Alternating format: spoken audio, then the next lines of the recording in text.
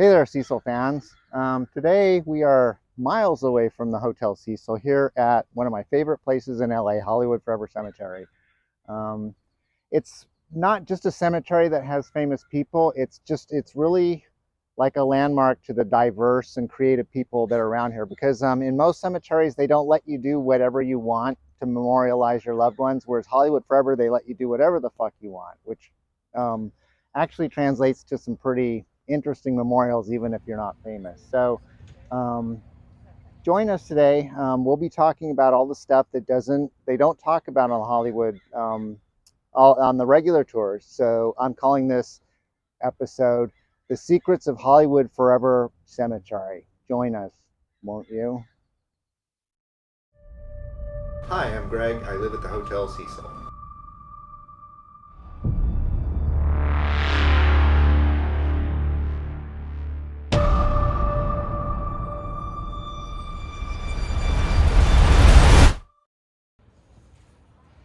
All right, we're starting off at the grave of Douglas Fairbanks, who is one of the biggest silent film stars of his day.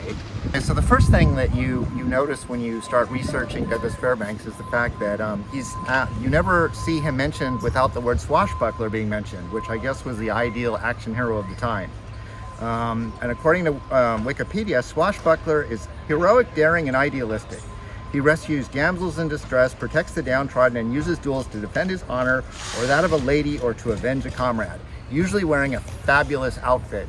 So, yes, swashbucklers often engage in daring romantic adventures. So he was the swashbuckling type, but he was really known for the fact that he did his own stunts. He was quite athletic and agile, and he did stunts that were a huge box office draw, which actually turned out to be his downfall because when the era of talkies came in, his acting skills were such that he was unable to continue acting. He effectively had to retire when the talkies came out.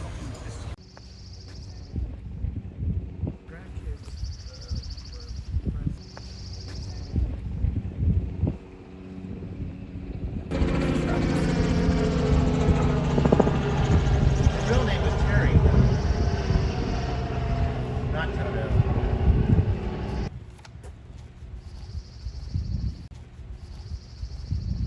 Okay, so here we are, according to TMZ, at the unmarked grave of Anne Heche, who tragically died in an auto accident last year. Many of you may have heard.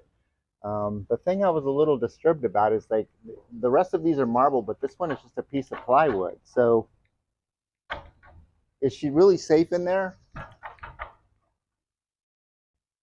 But anyway, we're just here to pay our last respects to Anne Heche. And you want to come say hello to her? She looks like this piece of plywood. About Baron von Frankenstein and really not saying anything relevant at all other than just making it look like I had lots of interesting things to say about this gentleman.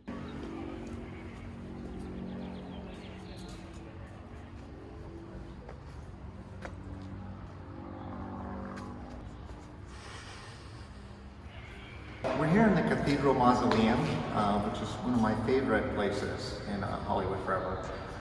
It was originally designed to be much bigger. These were like apostles, the apostles that were supposed to be on the outside of the building.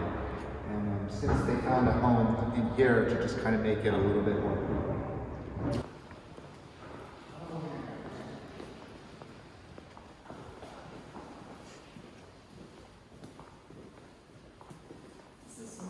Well, as you might have guessed, I'm a huge horror fan. So any of the great actors from the classic era of Hollywood Gothic horror is going to be interesting to me.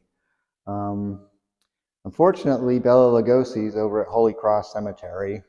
Boris Karloffson is native England.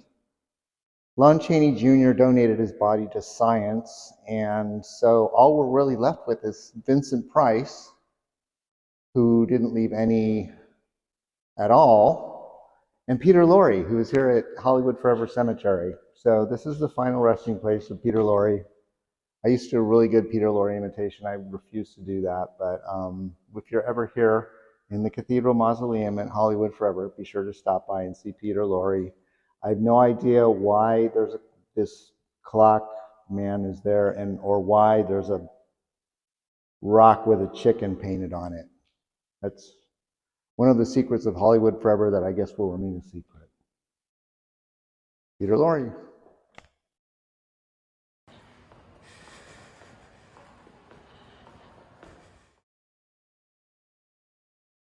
So here we are at the final resting place of Rudolph Valentino, and because this is a cemetery tour, we'll talk about his end.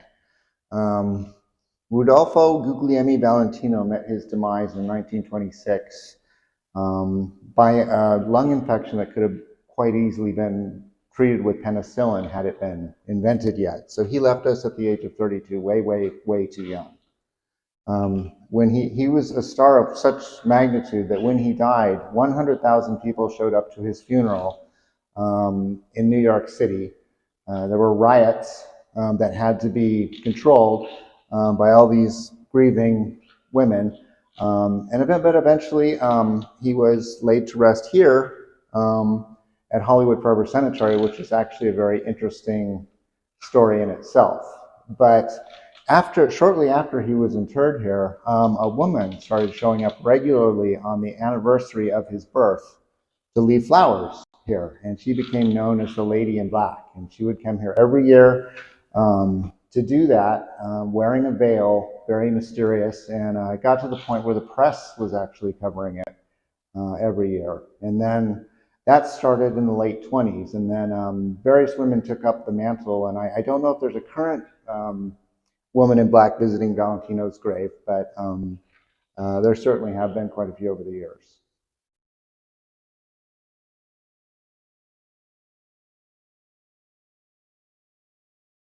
So the way he actually ended up here at Hollywood Forever Cemetery is interesting in itself.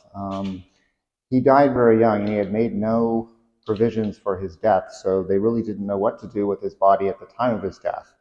Well, there was a woman that was very instrumental in the rise of his career that was a very interesting person to begin with.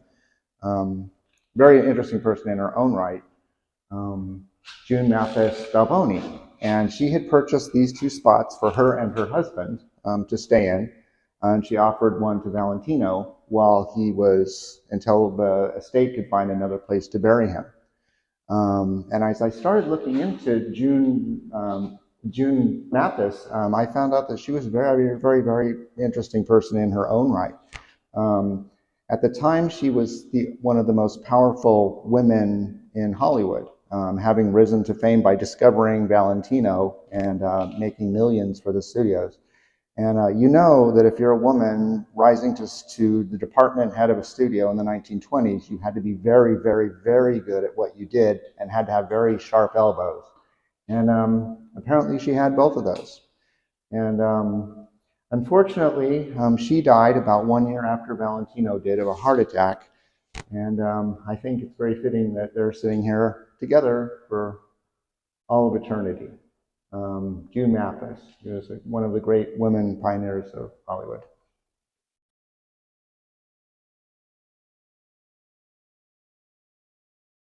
Valentino, I was very impressed with the guy.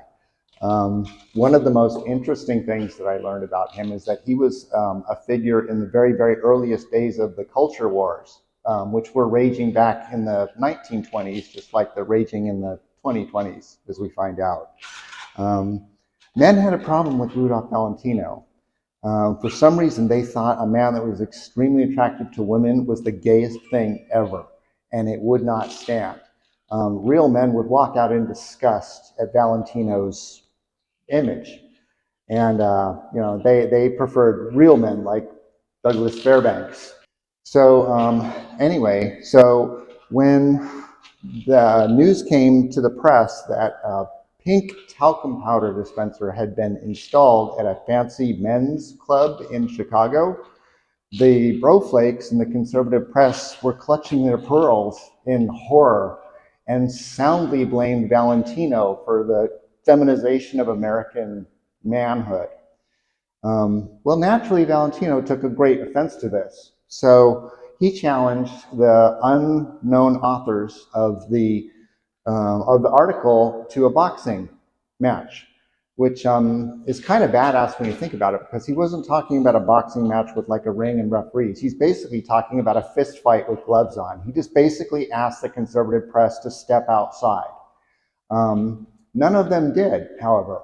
But the boxing editor of a rival newspaper decided to take Valentino up, on the chance to make his name, decking Valentino for American men.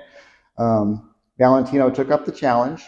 He appeared at the bout, and it wasn't filmed, obviously, because this was the 20s. But it was said that his opponent got in one jab before Valentino decked him and laid him out flat. And then Valentino, being Valentino, walked over, shook his hand, picked him up, and said, "We're even." Well, the outcome shouldn't have been too surprising, considering that Valentino's trainer was none other than the boxing heavyweight champion of the world, Jack Dempsey, who said of Valentino, and I quote, "He was the most virile and masculine of men. The women were like flies to a honeypot. He could never shake them off when he went out. What a lovely, lucky guy." And I don't know about you, but if Jack Dempsey is vouching for you, I think your man cred is pretty much bomb-proof. So I'm going to call this round of the Culture Wars, Valentino 1, Conservative Broflakes 0. We salute you, Rodolfo Valentino.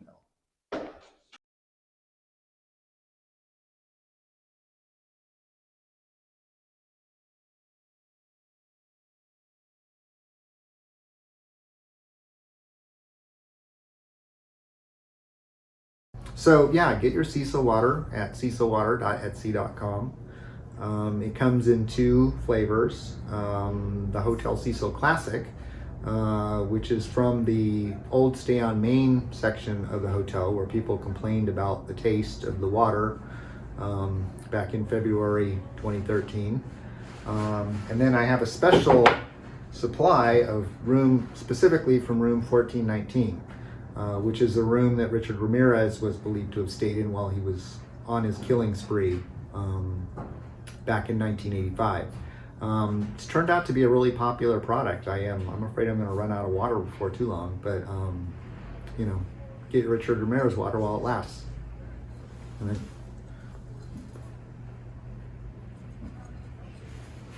then, don't forget to like and subscribe, because you're not going to get this shit anywhere else.